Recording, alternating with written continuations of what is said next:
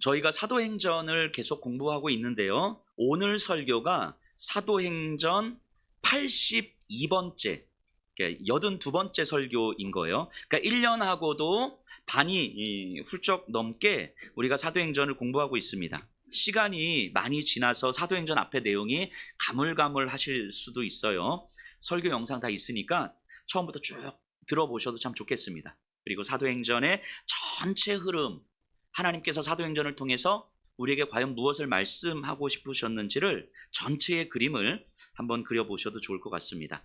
이제 사도행전의 막바지에 와 있어요. 사도행전이 28장까지 있으니까 오늘 25장 끝나고 26, 27, 28 이제 얼마 안 남았습니다. 바울은요, 3번에 걸친 선교 여행을 마치고 예루살렘으로 와서 체포됐어요. 지금은 가이사랴 감옥에 투옥되어 있습니다. 그리고 2년이 지났어요. 24장 26절 27절을 읽어볼게요. 가이사랴에 잡혀있는 바울의 이야기인데요. 26절 27절 동시에 또 바울에게서 돈을 받을까 바라는 고로 더 자주 불러 같이 이야기하더라. 이태가 지난 후 보르기오 베스도가 벨릭스의 소임을 이어받으니 벨릭스가 유대인의 마음을 얻고자 하여 바울을 구류하여 두니라.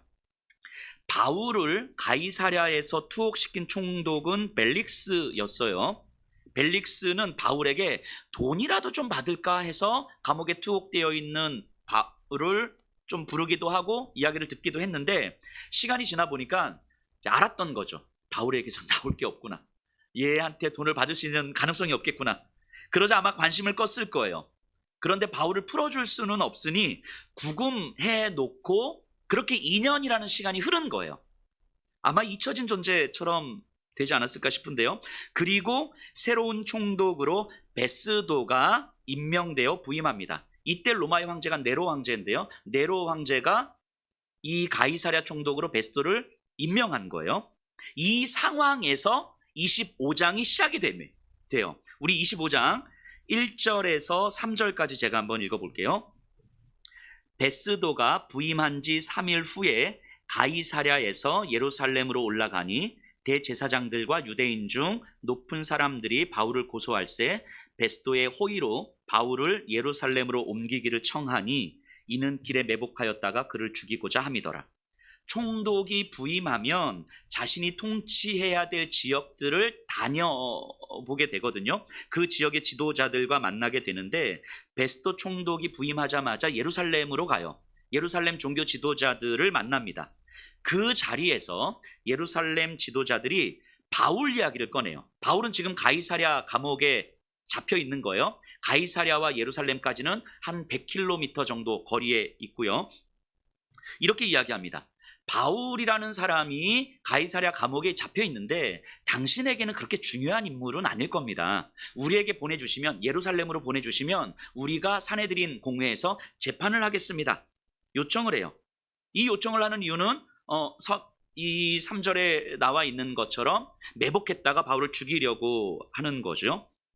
여러분, 유대 종교 지도자들이요, 2년 전에도 똑같은 짓을 했잖아요. 몇 주 전 설교를 좀 기억해 보시면요, 바울이 잡혀 있을 때 이 바울을 좀 보내주십시오 요청을 하고 매복해 있다가 바울을 죽이려고 계획을 했지요. 그러다 그 계획이 실패해서 바울이 예루살렘에서 가이사랴에 간 거잖아요. 2년이 지난 지금 이들은 여전히 똑같은 마음을 갖고 있는 거예요. 이 정도 되면 우리는 이런 생각을 해봐야 되겠죠. 이 유대 종교 지도자들이 바울이 그냥 싫고 그냥 미워서는 아니겠구나. 다른 이유가 있겠구나. 아마 이들은요, 감정적인 문제가 아니라 종교적인 문제로 바울을 죽이려고 했을 거예요. 이 부분에 대해서는 뒤에 조금 더 이야기해 볼게요. 어쨌든 예루살렘 종교 지도자들의 요청을 받고 베스도가 뭐라고 이야기하냐면, 내가 이 사안에 대해서는 잘 모르니 당신들이 가이사랴로 와서 정식으로 재판을 신청해라. 그러면 가이사랴에서 재판하겠다. 이렇게 이야기합니다. 저들이 요청을 거절하는 거예요. 그리고 저들 보고 가이사랴로 오라는 거죠. 이후에 25장의 내용은요, 가이사랴에서 바울의 재판이 일어나는 장면을 그리고 있습니다. 그런데 가이사랴 재판이 두 번에 걸쳐서 일어나거든요. 예루살렘 종교 지도자들이 가이사랴로 와서 재판을 신청해서 이루어지는 재판과 그리고 그 이후에 이 유대 지역을 다스리는 분봉왕 아그리빠 왕이 베스도 총독에게 인사하러 와서 이루어지는 재판, 이 두 번의 재판이 기록이 되어 있어요. 자, 첫 번째 재판, 예루살렘 종교 지도자들이 가이사랴로 와서 우리 바울 재판하겠습니다 라고 신청해서 재판을 하는데 이건 뭐 별반 이상할 것도 없습니다. 앞에서 재판했던 것처럼 뭐 특별하게 근거도 없고 증거도 없고 막 바울을 죽이십시오 막 이렇게 고발만 있는 거예요. 그러다 이제 끝나요. 이게 첫 번째 재판이 끝나요. 그냥 아무것도 없이. 그리고 이제 두 번째 재판이 이루어지는데요. 25장 13절 가서 보세요. 수일 후에, 첫 번째 재판이 끝난 후에 아그리빠 왕과 버니게가 베스도에게 문안하러 가이사랴에 와서, 아그리빠 왕과 버니게는 부부예요. 아그리빠 왕은 우리가 아는 헤롯 대왕의 증손자입니다. 예수님 태어나셨을 때 아기들을 싹 다 죽인, 그래서 아기 예수님을 죽이려고 했던 그 헤롯 대왕. 헤롯 대왕의 아들이 헤롯 안티파스인데 안티파스는 세례 요한을 죽였고요. 안티파스의 아들이 아그리빠 1세였는데 아그리빠 1세는 사도 야고보를 죽였고요. 여기 나오는 아그리빠는 아그리빠 2세예요. 요 아그리빠 2세 앞에 지금 바울이 있는 거죠. 총독이 새로 부임을 오니까 분봉왕이었던 아그리빠는 인사하러 온 거예요. 인사하러 오자 이 베스도가 아그리빠 왕에게 바울 이야기를 했을 거예요. 그래서 두 번째 재판이 이루어지는데요. 25장 23절입니다. 23절. 이튿날 아그리빠와 버니게가 크게 위엄을 갖추고 와서 천부장들과 시중의 높은 사람들과 함께 접견 장소에 들어오고 베스도의 명으로 바울을 데리고 오니. 23절에 보니까 아그리빠와 버니게 왕의 부부가 오고요. 이들은 뭐 불륜을 거듭한 부부예요. 이들이 재판장에 들어오는데 성경은 뭐라고 이야기하냐면 크게 위엄을 갖추었다라고 합니다. 이들의 말하는 위엄은 의복이거든요. 의복. 그러니까 금으로 장식된 화려한 금관, 화려한 자주색 칼라에 많은 이제 보석 비스무리한 것들이 막 달려있는 그 술, 이게 막 주렁주렁 달려있는 옷, 그리고 금가루가 뿌려진 듯한 이 망토, 뭐 이런 거. 이런 것들을 입고 이제 딱 등장하는 거예요. 보기만 해도 압도될 듯한 의복을 입고 아그리빠와 버니게가 등장을 했고요. 그들 옆에는 5명의 천부장들과 고위급 관료들이 함께 왔는데 이들도 마찬가지였겠죠. 굉장히 화려한 의복을 입고 권위 있는 의복을 입고 들어왔어요. 그리고 그 중심에는 베스도 총독이 있는 거예요. 이들의 모습은 매우 화려하고 웅장하고 권위 있는 모습입니다. 권력의 정점이자 부와 명예도 모두 갖춘 모습이죠. 세상이 볼 때에는 주목할 수밖에 없는, 세상 모든 사람들이 부러워할 수밖에 없는 그런 모습이에요. 이런 사람들이 딱 포진되어 있는 상태에서 바울을 데리고 나오라고 명령한 거예요. 바울이 옵니다. 상상 한번 해보세요. 지금 바울은 감옥에 몇 년 동안 있었어요? 2년 동안 있었어요. 잊혀진 존재로 있었을 거예요. 그 모습이 얼마나 초췌했겠습니까? 수염은 텁수룩하고 때가 이렇게 막 묻은 이 누더기 같은 옷을 입고 있었을 텐데요. 그 장면을 상상해 보면 바울과 바울을 둘러싼 사람들의 모습이 완전히 비교되죠. 화려하고 위험 있는 그들의 모습과 정말 초췌하고 이 초라해 보이는 바울, 이 모습을 상상할 수 있으셔야 해요. 그래야 누가가 이 본문을 통해서 하고 싶은 말을 우리가 들을 수 있을 것 같아요. 자, 이 재판 있기 바로 전에 베스도와 아그리빠가 재판을 하기 전에 하는 이야기가 있거든요. 25장 19절 20절이에요. 오직 자기들의 종교와 또는 예수라 하는 이가 죽은 것을 살아있다고 바울이 주장하는 그 일에 관한 문제로 고발하는 것뿐이라. 내가 이 일에 대하여 어떻게 심리할는지 몰라서 바울에게 묻되 예루살렘에 올라가서 이 일의 신문을 받으려느냐 한즉 21절까지 바울은 황제의 판결을 받도록 자기를 지켜주기를 호소하므로 내가 그를 가이사에게 보내기까지 지켜두라 명하였노라 하니. 자, 이게 무슨 말이냐면 베스도, 아그리파 이 사람들은요, 바울이 믿는 진리에 대해서, 바울에 대해서 관심이 없어요. 베스도가 뭐라고 이야기합니까? 저 바울이라는 사람이 있는데 이 예수라고 하는 죽은 자가 살아있다고 믿는데 그것 때문에 지금 고소당해서 감옥에 있는 거예요. 도대체 나는 당최 무슨 말인지 이해가 안 됩니다. 이러고 있는 거예요. 그래서 물어봤더니 바울은 황제에게 가겠다고 하는데 황제에게 가려면 뭔가 고소할 제목이 있어야 되는 거잖아요. 그런데 베스도 입장에서 이게 이해가 안 되는 거예요. 죽은 사람이 살아있다고 믿는데 그것도 이상한데 그것 때문에 고발당해서 이것도 이상한 거예요. 이걸 가지고 어떻게 황제에게 고소장을 만들지 모르겠는 거죠.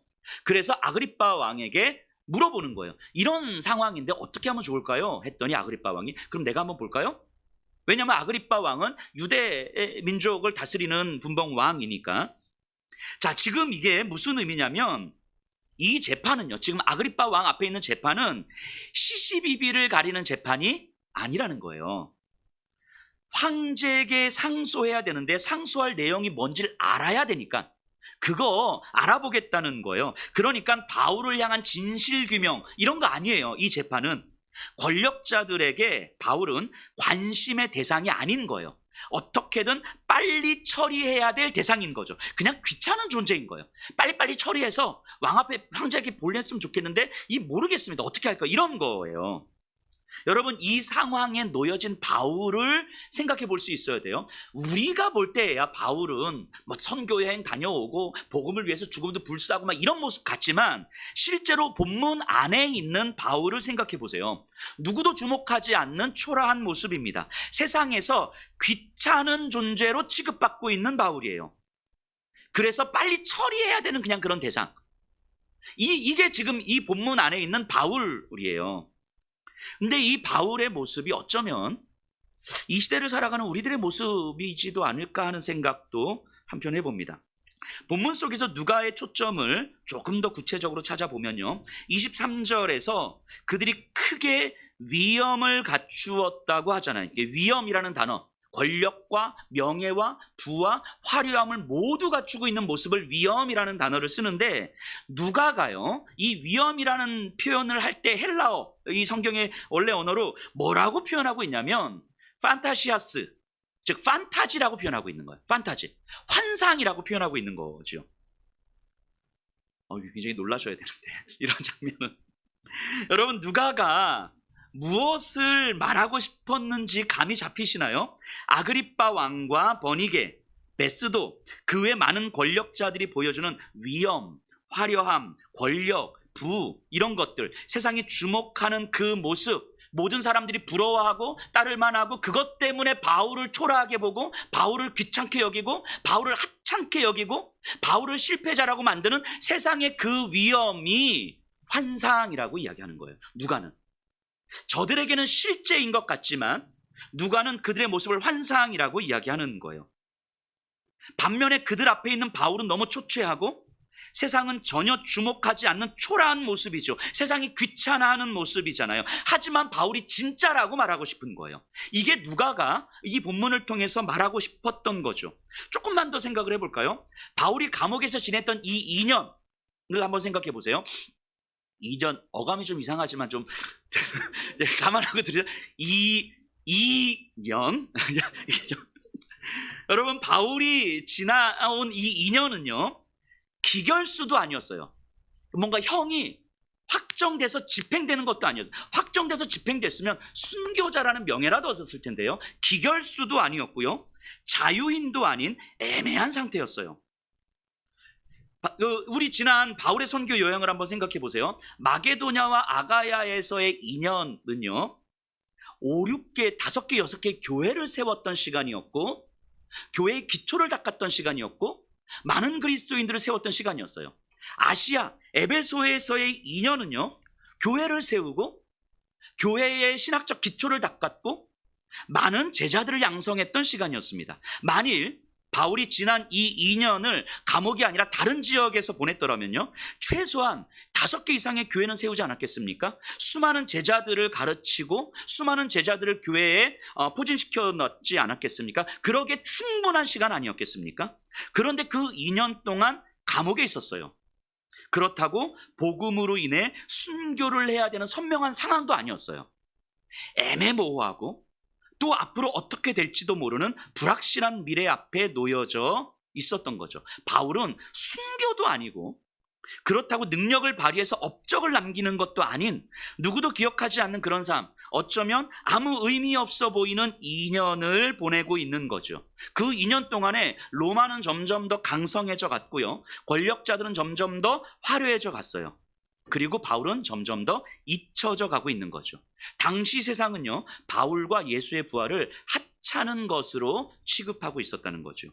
오늘날 우리가 볼 때야 지금 이 바울을 보면서 대단한 복음 전도자라고 생각하지만 죽음도 불사는 순교자라고 생각하지만 분명히 맞지만 지금 요 25장 본문 안에 있는 바울은요, 이 2년 감옥에서 2년의 시간을 보내고 있는 바울은요, 그저 무기력하게만 보이는 그 현실을 살아내고 있는 거죠. 그런데 누가는, 사도행전을 기록하고 있는 누가는 이렇게 쓰고 있는 거예요. 저 아그리빠 왕의 모습, 화려하고 세상이 주목할 만한 모습, 점점 더 강성해져가는 로마의 권력을 판타지라고 이야기하는 거예요. 환상이라고 이야기하는 거예요. 그리고 바울이 진짜라고 말하고 있는 겁니다. 왜 그렇겠습니까? 누가가 이렇게 말하는 이유가 뭘까요? 이후에 이 재판 과정에서 바울이 아그리빠 왕 앞에서 하는 이야기인데요. 26장 29절이에요. 26장 29절.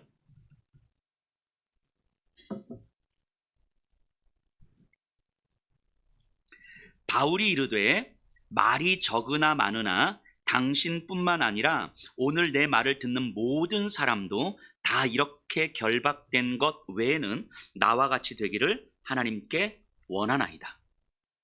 자, 이게 무슨 말입니까? 바울은 지금 이거 이야기하고 있는 거예요. 내가 지금 초라해 보이고 내가 지금 아무것도 아닌 것처럼 보이지만 지금 나는 하나님의 계획하심 아래 놓여져 있고 하나님의 이끄심에 내 인생을 맡기고 있습니다. 내 작은 인생이 창조주의 깊은 뜻을 담아내는 그릇입니다. 하나님이 주도권을 갖고 나를 이끌고 계심을 믿기에 나는 결코 초라하지 않습니다. 요 얘기하고 있는 거잖아요. 그리고 당신들도 창조주를 알지 못하는 삶, 화려해 보이지만 환상을 쫓는 삶을 살지 말고 나처럼 창조주의 이끄심에 인생을 맡길 수 있기를 소망합니다. 당신들도 나처럼 되기를 소망합니다. 지금 이 얘기하고 있는 거예요. 바울은 고백하는 거죠. 내 인생의 주도권이 나에게 있지 않다는 사실을 고백하고 있는 거예요. 그래서 감옥 안에서 하나님의 주도권을 받아들이며 죄수로 남아있는 거예요. 왜냐하면 하나님은 바울에게 로마로 갈 것을 약속하셨잖아요. 그런데 현실은 언제 갈지도 모르겠고 앞으로 어떻게 될지도 모르겠고 진짜 갈 수 있을지 없을지도 모르겠고 불안하고 막막하고 답답한 거거든요. 그런데 내가 내 인생의 주도권을 가지고 있으면 이 불안함 때문에 뭐라도 해야 될 것 같은데 인생의 주도권이 하나님께 있음을 믿기 때문에 지금 나는 불안하지만 하나님은 나를 결국 로마로 이끄실 것을 믿기에 지금 여기서 기다릴 수 있는 거죠. 바울은요, 주님을 믿고 기다리고 있는 거예요. 세상에서 바울은 잊혀져가는 존재였지만, 잊혀져가는 존재처럼 보였지만 바울은 하나님의 이끄심을 기다리고 있는 거였어요.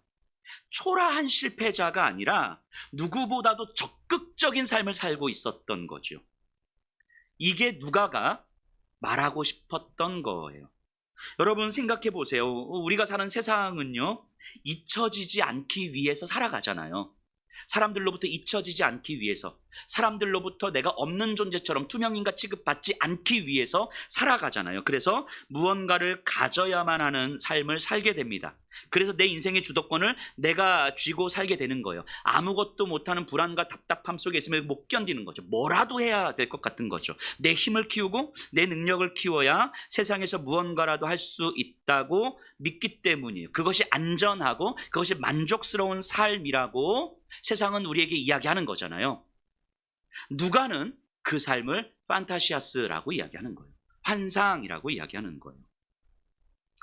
이렇게 생각해 보면요, 우리가 이제까지 한 80여 차례에 걸쳐서 사도행전을 공부했는데 사도행전을 공부하면서 우리가 확인했던 것이 바로 이런 거 아닙니까? 사도행전 전체를 통해서요, 하나님께서 일하시는 방식이었어요. 이것이 우리가 주도권을 가질 수 없다는 것을 하나님은 끊임없이 우리에게 알려주심으로 하나님은 일을 하셨죠. 이게 사도행전 전체를 통해서 우리가 배운 바 아닙니까? 여러분 기억을 좀 떠올려 보세요. 바울의 2차 선교 여행 때 어땠습니까? 수리아의 안디옥에서 출발을 해서 BCD 안디옥까지 왔습니다. 여기서 에베소를 향해서 가려고 했어요. 근데 길이 막혔어요.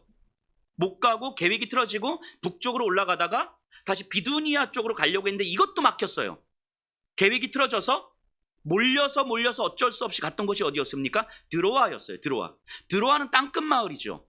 오늘날처럼 뭐 교통이 발달했던 때가 아니었기 때문에 땅끝 마을, 앞으로 바다로 막혀 있는 거예요. 드로아에 도착한 이들이 얼마나 낙심하고 좌절했겠습니까? 그런데 이 드로아에서 바울 일행은 누구를 만납니까? 사도행전을 기록하고 있는 누가를 만나는 거예요. 그리고 예상치 못한 행로가 열리죠. 배를 타고 빌립보로 가게 됩니다.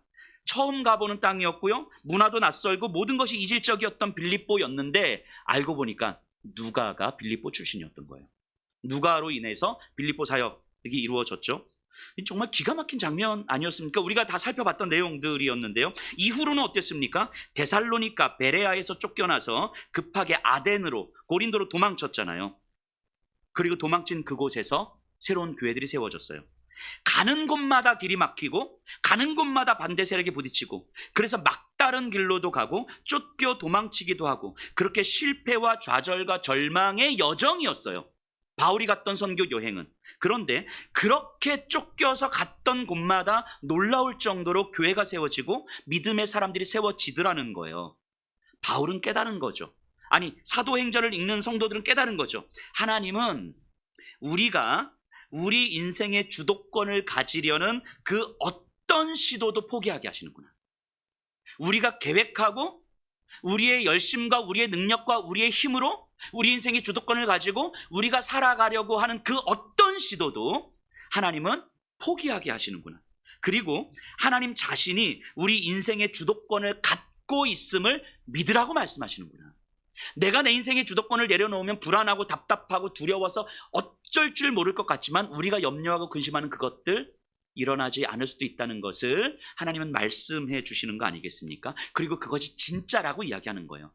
내가 안전할 것 같고 내가 만족할 수 있을 것 같은, 그래서 내 인생의 주도권을 내가 잡고 살아가려고 하는 그 삶의 여정을 판타시아스라고 이야기하는 거예요. 환상이라고 이야기하는 거예요. 하지만 내 인생의 주도권이 하나님께 있음을 믿고 하나님께 반응하는 삶을 살아가는 것이 진짜라고 이야기하는 거죠. 그렇기에 너의 인생을 하나님께 맡겨라 라고 말씀하시는 거죠. 이것이 사도행전 전체를 통해서 하나님께서 우리에게 말씀하시는 바 아닙니까? 하나님께서 일하시는 방식이었어요. 그리고 지금도 여전히 지난 2년 동안 잊혀진 것 같은 존재, 아그리빠 왕 앞에서의 초라한 존재로 비추어지는 바울이 사실은 하나님의 주도권을 믿으며 기다리고 있었던 것임을 분명히 보여주고 있는 거예요. 누가는요, 당시 이 상황에서 바울은 누가 봐도 초라하고 누가 봐도 하찮고 누가 봐도 실패한 것 같은, 이도저도 아닌 것 같은 모습처럼 보이지만 누가는 분명히 말하고 있는 거예요. 바울은 하나님의 이끄심을 기다리고 있는 시간이었다는 것을. 우리가 흔히 그 중국 선교의 아버지라고 하면 허드슨 테일러 선교사님을 이야기하거든요. 허드슨 테일러 선교사님이 중국 선교를 했을 당시에는요, 중국 해안 선교를 했었어요. 이렇게 바다 쪽. 왜냐하면 중국은 위험하고 그러니까 언제든지 배 타고 도망칠 수 있는 준비를 하는 거죠. 해안 선교. 그러니까 내륙 선교라고 해요. 그 중국 대륙 안쪽으로 들어가는 것. 내륙 선교는 아무도 못 들어갔습니다. 왜냐하면 연락도 안 되고 거기서 어떤 일이 일어날지 모르니까. 그런데 허드슨 테일러 선교사님은 중국 내륙으로 들어가신 거예요. 처음으로. 그리고 중국 내륙 현장에서 6년 동안 목숨을 걸고 선교를 하셨어요. 정말 잘 하셨어요. 그런데 그러다가 몸이 완전히 망가지신 거예요. 그래서 어쩔 수 없이 본국 런던으로 돌아와서 5년 동안 런던 변두리에서 식구들과 지내고 있는데, 그렇게 5년의 시간을 지내는 동안 그를 향한 허드슨 테일러를 향한 사람들의 관심은 점점 없어지고 친구들도 그를 잊기 시작합니다. 그렇게 잊혀진 채 아무것도 할 수 없는 아픈 몸으로 꼼짝없이 지내야만 했던 거예요. 그 5년의 시간을. 그렇게 기도하며 인내할 수밖에 없었던 시간이었는데 그 시절을 허드슨 테일러 선교사님이 자신의 일기에서 그 시절을 기록한 문장이 있거든요. 제가 한번 읽어볼게요. 그러나 그 잊혀진 세월 동안 이루어진 모든 성장과 시험이 없었다면 어떻게 젊은 날의 비전과 열정이 이후에 리더십으로 성숙할 수 있었겠는가? 허드슨 테일러 선교사님이요, 그 5년의 시간 동안에 아무것도 못하는 망가진 몸으로 누구도 찾아오지 않고 세상에서 잊혀진 존재인 것처럼, 그리고 스스로도 지금 아무것도 할 수 없는 그런 시간을 보내고 있었는데 이후에 자신의 인생을 돌아보면서 이렇게 이야기하는 거예요. 그 시간이 없었다면 어떻게 이후에 내 삶이 가능했겠는가? 이후에 선교 사역을 감당하는 내 삶이 가능했겠는가? 그 시간은 하나님의 이끄심을 기다리는 시간이었다는 거예요. 물론 그 순간에는 나에게 힘들고 불안하고 두려웠고 답답했던 순간이었지만 분명히 하나님께서 내 인생의 주도권을 가지고 나를 이끌어감을 믿고 기다리는 시간이었다라고 이야기하는 거죠. 바울의 2년이 바로 그 시간 아니었겠습니까? 세상에서 잊혀진 존재인 것처럼 보이지만 사실은 하나님께 주도권을 맡긴 자의 가장 적극적인 삶이었던 거예요. 생각해보면 우리에게도 이 바울의 2년과 같은 시간이 있었지 않았을까요? 아니 어쩌면 지금 그 시간을 보내고 있는 것은 아닙니까? 세상에서 잊혀진 존재인 것처럼 보이고요. 세상에서 초라해 보이는 존재인 것 같고요. 아무것도 가진 게 없는 듯한 존재, 마치 실패한 듯한 존재처럼 여겨질 수 있습니다. 그래서 세상에서는 그런 인생을 실패했다고 말하기도 하고요. 뭐 아무도 신경 쓰지 않는 낮은 자존감의 인생, 뭐 이렇게 말하기도 합니다. 하지만 우리가 누가의 이 시선을 받아들인다면 우리가 지내고 있는 이 시간들이 하나님께 주도권이 있음을 믿는다면, 이 시간을 지내고 있는 내 인생의 주도권 또한 하나님께 있음을 믿는다면, 나를 초라해 보이게 만드는 이 세상의 주도권 또한 하나님께 있음을 믿는다면, 그래서 세상의 화려함이 환상이라는 것을 깨닫는다면 우리는 결코 초라한 존재가 아니라는 거예요. 하나님의 이끄심을 믿고 기다리고 있는 거예요. 가장 적극적으로 이 세상을 살아가는 인생이라는 거예요. 환상의 세상 속에서 진짜의 삶을 살아가는 거죠. 물론 우리가 바울처럼 복음을 전하러 다니지는 않습니다. 일상을 그저 하루하루 살아가다가 마주하게 된 좌절일 수 있어요. 그렇다고 해서 달라지지 않습니다. 세상과 인생의 주도권이 과연 누구에게 있는가? 이 믿음이 지금 내 인생을 바라보게 한다면, 이것이 깨달아진다면 지금 여러분들의 현실은 바울의 가이사랴 2년과도 같은 시간일 거예요. 그래서 세상의 화려함을 향해서 외치는 거예요. 당신들도 나와 같이 되기를 소망합니다. 세상의 환상을 쫓고 있는 세상을 향해서 외치는 거예요. 하나님께 주도권을 맡긴 나처럼 되기를 소망합니다. 세상은 바울을 초라하게 만들지만 초라해 보이는 바울은 그 세상을 향해서 당당하게 소리치는 거예요. 당신들도 나처럼 되기를 소망합니다. 이 외침이 이 자리에 있는 여러분들에게도, 여러분들을 때로는 초라하게 보이게 만드는 이 세상, 내가 이 세상에서 실패자처럼 여겨지는 이 현실을 바라보면서 외칠 수 있었으면 좋겠어요. 당신들도 나처럼 되기를 소망합니다. 하나님께서 내 인생의 주도권을 갖고 계시고, 그렇게 하나님께 맡겨진 인생이 초라해 보이지만 사실은 절대 초라한 게 아니라는 사실을 당신들도 깨달아 알기를 원합니다. 이 외침이 여러분들에게 있었으면 좋겠습니다. 우리가 여기서 한 가지 더 주목해 봐야 되는 장면이 있는데요, 바로 유대인들의 모습이에요. 설교 초반부에 잠시 언급했던 장면인데, 이 유대 종교 지도자들은요, 바울하고 똑같은 2년이라는 시간을 보냈잖아요. 이들은 하나님을 믿는 자들이었거든요. 그런데 이 유대 종교 지도자들이 보낸 이 2년이라는 시간과 바울이 보낸 2년이라는 시간은 너무 달랐던 거예요. 우리 25장 3절입니다. 베스도의 호의로 바울을 예루살렘으로 옮기기를 청하니 이는 길에 매복하였다가 그를 죽이고자 함이더라. 앞서도 말씀드렸던 것처럼 이들은요 2년 전에도 똑같은 짓을 했잖아요. 그러다 실패했어요. 그런데 2년이 지났음에도 불구하고 이들은 여전히 변함없습니다. 참 일관성이 있어요, 이들은. 그리고 이 정도면요 말씀드렸던 것처럼 단순한 감정, 단순한 미움이라고 생각하면 안 되는 거죠. 이들은 바울을 죽이는 것이 자신들의 믿음을 지키는 일이라고 생각했을 거예요. 바울을 죽이는 것이 하나님께서 기뻐하시는 일이고 하나님을 믿는 우리의 믿음을 지키는 일이라고 믿고 있는 거죠. 그러니까 이들은요 지난 2년 동안에 하나님께 수없이 많은 예배를 드리고 하나님의 말씀을 그렇게 들었음에도 불구하고 그 말씀을 들으면 들을수록 저 바울은 죽어야 되는 거구나, 이런 자신들의 믿음을 더욱더 굳건히 만들어 갔을 거예요. 그러면 이들의 믿음이 도대체 왜 이렇게 형성되었는지 우리 생각해 봐야 되잖아요. 잘 들여다보세요. 이들은 정말 하나님을 믿는 사람들이었습니다. 하나님을 믿는 것은 자신들이 안전해진다는 것을 의미하는 거예요. 안전한 삶을 살아가려면 흔들리지 않는 질서와 체계를 세워야 되고요. 당연히 율법에 기초한, 그리고 그 질서와 체계 안에 있어야만 믿음을 유지할 수 있고 안전한 삶을 살 수 있다고 믿게 되는 거예요. 그 믿음이 형성이 되면 누군가가 그 질서를 지키지 않거나 그 체계를 흔들어 버리면 용납할 수가 없는 거예요. 왜냐하면 자신들의 믿음을 흔드는 일이니까.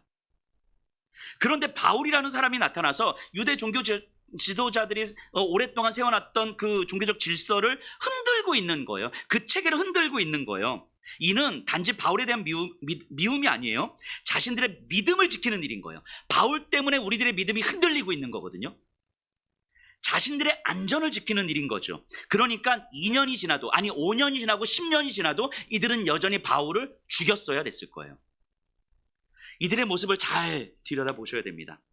이들은요 자신들의 믿음을 잘 지키려는 최선의 몸부림이죠. 분명히 자신들의 믿음을 지키려는 최선의 몸부림이에요. 그런데 이들 믿음의 주도권을 누가 가지고 있습니까? 자기들이 가지고 있는 거잖아요. 자기들이 이 믿음의 주도권을 가지고 있는 거잖아요. 자신들이 믿음의 주도권을 가지고 자신들의 믿음을 지키려고 하는 거예요. 정말 목숨 걸고 지키고 있는 거죠. 이 믿음을 지키기 위해서 자신들이 세운 질서와 체계를 지켜야 하고, 그러면 자신들은 안전한 삶이 보장된다고 믿는 거예요. 그렇기 때문에 이들은요, 우리가 볼 때는 이들은 자신들의 기득권을 지키기 위한 어떤 탐욕적인 존재들처럼 보이지만, 지금 이들 입장에서 생각해 보면요, 자기들은 탐욕적이거나 욕망 가득한 존재라는 생각을 못하고 있죠. 왜요? 자기들은 믿음을 지키는 일이니까. 하나님을 더 잘 믿기 위해서 움직이는 거니까. 자기들이 탐욕적이라는 생각을 못하고 있을 거예요. 그래서 로마의 권력과도 얼마든지 손잡을 수 있는 거예요. 이들은 로마 권력의 힘을 빌려서라도 바울을 처형할 수 있다면, 그래서 자신들의 믿음을 지킬 수 있다면 그건 옳은 일이니까, 우리의 믿음을 지킬 수 있는 옳은 일이니까. 이들의 믿음의 메커니즘이 보이시나요? 여러분 가만히 보면 유대 종교 지도자들과 아그리빠 왕의 모습이 닮아 있지 않습니까? 자기 인생의 주도권을 자신이 쥐고 자신들의 질서를 만들어 안전을 추구하는 모습, 한편은 믿음의 이름으로 이루어지고 한편은 세상의 권력의 이름으로 이루어지지만 사실은 닮아 있는 거죠. 유대인들이 지내왔던 이 2년과 바울이 지내왔던 이 2년, 같은 시간이었지만 각각에게는 너무 다른 시간 아닙니까? 자신들이 인생과 세상의 주도권을 쥐고 자신들의 안전을 더욱 잘 지키려는 믿음과 자신의 초라함과 불안한 현실을 하나님의 주도권으로 받아들이며 기다리는 믿음 아닙니까? 누가는 이렇게 이야기한 거잖아요. 하나님 없는 세상의 힘, 하나님 없는 세상의 힘을 판타시아스라고 이야기했잖아요. 환상이라고 이야기했잖아요. 누가는요, 유대 종교자들의 믿음을 세상의 그것과 똑같다고 지금 말하고 싶은 거예요. 십자가를 외면하고 거부하는 세상, 그래서 십자가를 미련하다고 말하는 세상, 그 세상을 판타시아스라고 이야기하는 거잖아요. 환상이라고 이야기하는 거잖아요. 유대 종교 지도자들의 모습과 이 세상을 환상이라고 말하는 이거 두 개 같은 거라고 말하고 싶은 거예요. 본문을 통해서. 여러분, 우리도요, 신앙생활을 하다가 고난이 오거나 힘겨운 일이 일어날 때, 물론 이 자리에 계신 분들은 그렇게 반응하지는 않으실 텐데요. 혹시 이렇게 반응하지는 않습니까? 야, 그거 기도 안 해서 그래. 그거 믿음 생활 제대로 안 해서 그래. 그거 순종 안 해서 그래. 여러분, 이런 반응은요, 잘 생각해 보세요. 이런 반응은 고난은 나쁜 거고 안 좋은 거라는 전제가 깔려 있는 거잖아요. 그래서 고난은 당연히 해결해야만 하는 것. 그래서 기도 안에서 고난이 왔다면 기도하면 되는 거고, 순종 안에서 고난이 왔다면 순종하면 되는 거죠. 결국 뭘 추구하는 겁니까? 기도를 해서, 순종을 해서, 고난의 문제가 해결돼서, 그래서 안전을 추구하는 거죠. 고난 없는 삶을 추구하는 거죠. 믿음으로 안전을 추구하는 삶, 믿음으로 고난 없는 삶을 추구하는 삶, 믿음으로 십자가를 외면하고 십자가를 거부하고 십자가를 어리석다고 치부하는 삶. 누구와 닮아 있습니까? 유대 종교 지도자들과 닮아 있잖아요. 하나님 없는 세상의 힘과 닮아 있잖아요. 내가 주도권을 쥐고 살아가려는 모습과 닮아 있잖아요. 그 모습을 누가는 판타시아스라고 이야기하는 거예요. 환상이라고 이야기하는 거예요. 2년이라는 시간으로 상징되는 이 믿음의 시간이 지날수록 세상에서 잊혀진 듯한 바울, 초라해서 누구도 주목하지 않는 바울은 어쩌면 우리의 모습은 아니어야 된다고 혹시 생각하고 있는 것은 아닙니까? 그래서 바울은 바울이니까 그 삶이 내 인생은 되면 안 되는, 혹시 우리가 지내고 있는 이 2년이라는 시간이 바울의 2년이 아니라 유대인들의 2년은 혹시 아닐까요? 아니, 그래야 한다고 생각하고 있는 것은 아닙니까? 믿음의 전 기간 동안에 적어도 내 믿음의 성과를 내가 보고 싶고 믿음으로 내 안전을 확인하고 싶은 건 아닙니까? 이런 생각을 좀 해보게 됩니다. 언제부턴가요? 언제부턴가 교회 안에서 고난받음을 자랑하는 것이 아니라 고난 없는 삶을 자랑하기 시작했다는 생각을 해봐요. 내가 고난당하지 않음을 자랑하는 거예요. 고난과 고통이 없는 삶을 간증했고 그것을 마치 축복이라고 여기며 살아왔어요. 고난이 오면 믿음이 없어서 그런 거라고, 기도하지 않아서 그런 거라고, 순종하지 않아서 그런 거라고, 그렇게 고난을 창피해하면서 살아왔어요. 고난이 왔을 때 기도하면서 회복되면 마치 그것을 이제 간증하면서 회복된 내 삶, 안전한 내 삶, 이것을 간증하면서 살아왔죠. 여러분, 바울이 갇힌 가이사랴 감옥에 있었던 이 2년이라는 시간이 창피하십니까? 그 숨겨야 되는 일인가요? 세상에서 잊혀진 듯한 바울이 창피하십니까? 하나님께 주도권을 맡겼지만 초라해 보이는 바울이 부끄럽습니까? 그래서 내 인생의 주도권을 내가 가지고 안전한 믿음을 추구하려고 합니까? 우리 디모데후서 1장 잠깐 가서 볼까요? 신약 342페이지예요. 342페이지. 디모데후서 1장 8절입니다. 신약 342페이지 디모데후서 1장 8절입니다.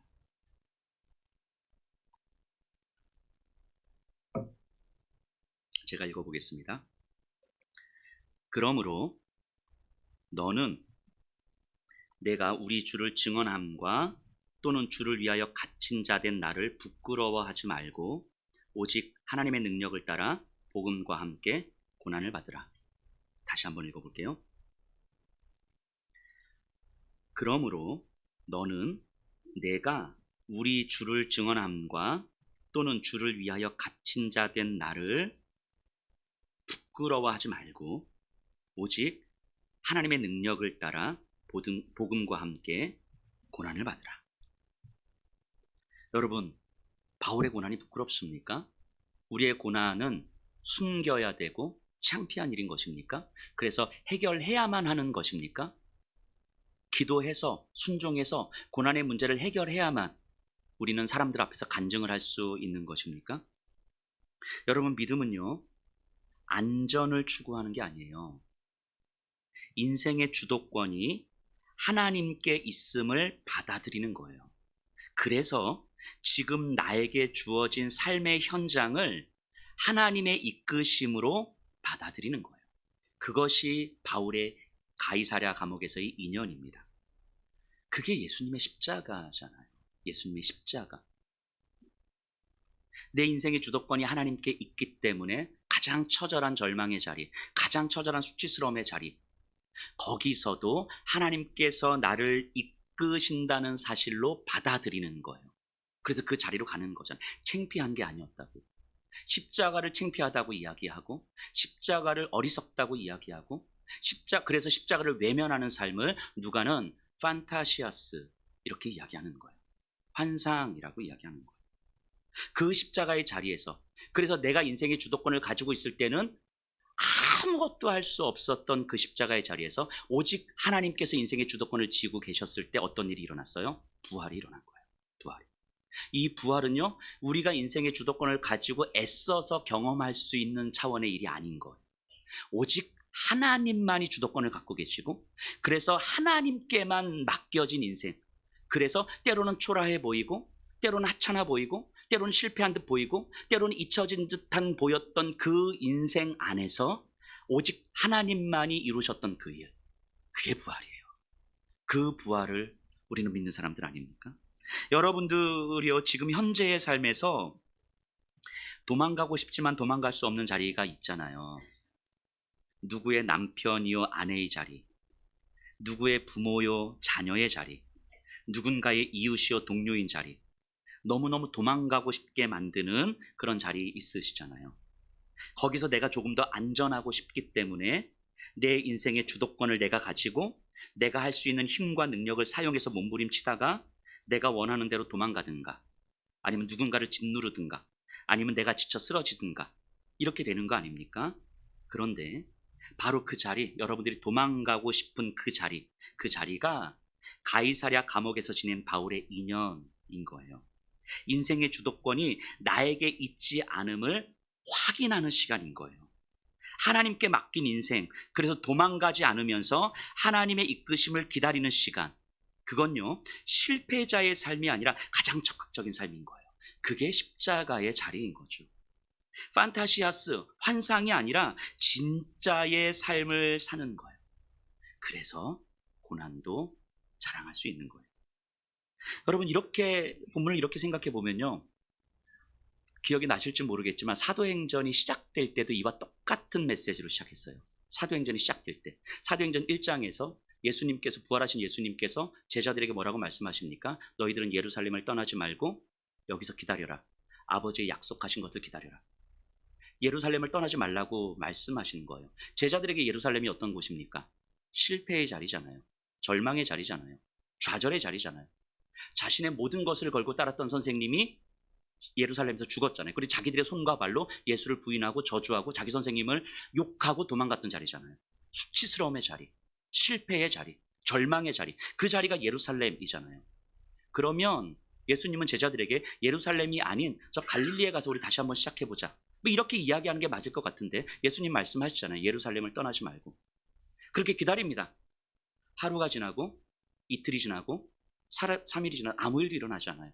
아마 모였던 사람들 중에서 몇몇은 떠났을 거예요. 일주일이 지나고 8일이 지나도 아무 일도 일어나지 않습니다. 얼마나 불안하고 답답하고 아무것도 안 했으면 차라리 뭐라도 해서 나가서 예수 이름이라도 전하든가, 아니면 뭐라도 해보든가, 아무것도 못한 채 그냥 주저앉아 있어야 되는 거예요. 기도하면서 기다릴 수밖에 없었던 그 시간. 그 시간의 끝자락에 오순절이 이르렀을 때 성령 하나님께서 불의 혀처럼 갈라지는 역사로 각 사람 위에 임했고요. 그리고 그 성령을 경험한 자들이 그 자리에서 일어나서 그 예루살렘의 오순절에 모였던 그 수많은 사람들 앞에서 하나님의 큰 일을 이야기한 거예요. 예수께서 부활하셨다는 이야기를 한 거예요. 예수께서 하나님의 아들이었다는 이야기를 한 거예요. 여러분, 우리가 인생의 주도권을 가지고 있을 때는요, 뭐라도 하고 싶은 거거든요. 뭐라도. 차라리 장렬한 순교라도. 그런데요, 하나님 끊임없이 우리에게 말씀하시는 거예요. 너의 인생의 주도권 너한테 있는 거 아니야. 네 인생의 주도권 너한테 있는 거 아니야. 네 인생의 주도권 나한테 있어. 네가 볼 때에 불안해 보이고, 네가 볼 때에 답답해 보이고, 네가 볼 때에 정말 두려워 보이고 근심 걱정 가득한 것처럼 보이지만, 너의 인생을 나에게 맡겼을 때, 그 십자가의 자리에 네가 갔을 때, 거기서 나만이 할 수 있는, 전능하신 창조주 하나님만이 할 수 있는 그 부활의 능력으로 네 인생을 채우게 될 거예요. 믿고 기다리라고 말씀하시는 거죠. 이 기다림의 시간은요, 잊혀진 존재 아니에요. 누구보다도 적극적으로 이 삶에 임하는 시간인 거죠. 우리가 지금 보내고 있는 시간, 여러분들이 지금 보내고 있는 시간, 유대인들이 보냈던 2년으로 만들지 않기를 간절히 소망합니다. 하나님의 주도권에 온전히 나를 맡겼으면 좋겠습니다. 지금의 이 고난도 그래서 결국 자랑이 될 거예요. 근데 이건 내 힘으로 안 되더라는 거죠. 오직 성령의 도우심으로만 가능하다는 것을 믿습니다. 성령님 도와주시고, 오늘 이 시간 오순절 마가이 다락방에서 임하셨던 성령님, 오늘 이 시간 나에게 임하여 주십시오. 간절히 구했으면 좋겠습니다. 우리 다 같이 일어나셔서